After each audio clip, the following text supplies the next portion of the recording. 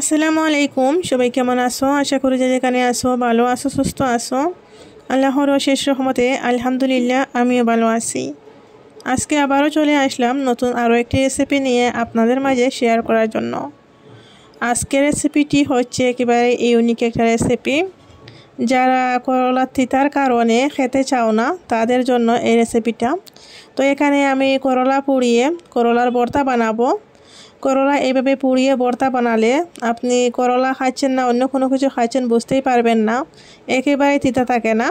তো এই ভিডিওটা আমি হচ্ছে রেসিপি আকারে দেওয়ার জন্য করিনি, আমি এমনিতেই করে রাখছিলাম, ভাবছিলাম কোনো ব্লগ ভিডিওতে শেয়ার করব। পরে যে এত মজা হয়েছে ভর্তাটা বানানোর পর, তো ভাবলাম আপনাদের সাথে আমি এটা রেসিপি আকারে শেয়ার করি, হয়তো আপনাদের কাছে ভালো লাগতে পারে আর আপনারাও এরকম করে খেলে অনেক অনেক ভালো লাগবে।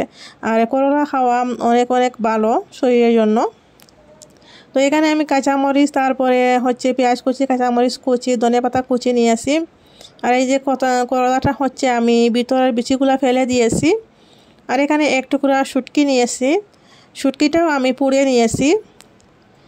আমি হচ্ছে করলাটা ধুয়ে নেব, যে বাহিরে ছাই হয়ে গেছে পোড়ার পরে, তো কালো কালো অংশগুলো ধুইলে পরিষ্কার হয়ে যাবে, না হয় ভর্তাটা কালো হয়ে যাবে, সেই কারণে ধুয়ে নেব।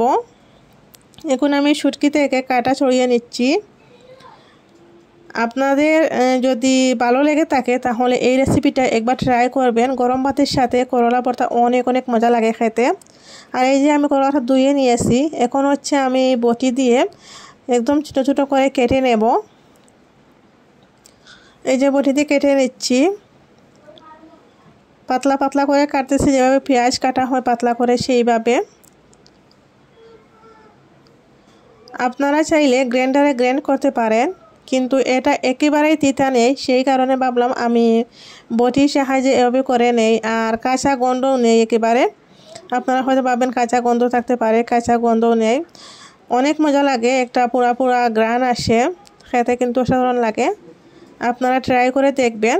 এখন হচ্ছে আমি ভর্তাটা মাখিয়ে নিচ্ছি সব কিছু একসাথে দিয়ে। পরিমাণ মতো লবণ দিয়ে দিয়েছি। তো আমি প্রথমবার ট্রাই করেছিলাম এইভাবে, সেই কারণে শুধু একটা করলা দিয়ে বানাইছি। আমি প্রথমে ভাবছিলাম হয়তো ভালো হতে নাও পারে, কিন্তু অনেক অনেক মজা হয়েছে, সেই কারণে আমার এই ভিডিওটাও শেয়ার করা, না হয় করতাম না। আপনারা একবার ট্রাই করে দেখবেন এইভাবে। ভর্তাটা করা হয়ে গিয়েছে, এখন আমি একটা প্লেটে নিয়ে নিচ্ছি। আমার আজকের ভিডিওটা আপনাদের কাছে কেমন লাগলো অবশ্যই কমেন্ট করে জানাবেন। আর যদি ভালো লেগে থাকে তাহলে একটা লাইক দিতে ভুলে গেলে লাইক দিয়ে দিও। এই যে দেখতে পাচ্ছেন করলার ভর্তার ফাইনাল লুক। আজকের মতো বিদায় নিচ্ছি, সবাই ভালো থাকবেন। আল্লাহ হাফিজ সবাইকে।